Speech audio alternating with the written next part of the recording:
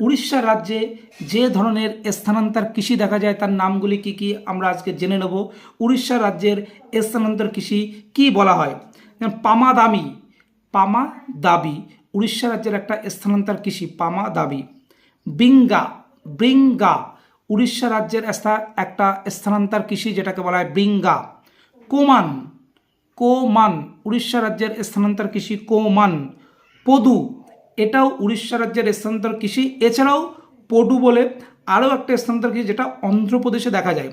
তাহলে পডু উড়িষ্যাতেও দেখা যায়, অন্ধ্রপ্রদেশেও দেখা যায় স্থানান্তর কৃষি। এছাড়া স্থানান্তর কৃষি দেখা যায় দীপা ছত্তিশগড়ে, ওয়ালত্রে রাজস্থান। তাহলে দীপা দেখা যায় ছত্তিশগড়ে আর ওয়ালত্রে দেখা যাচ্ছে কোথায়?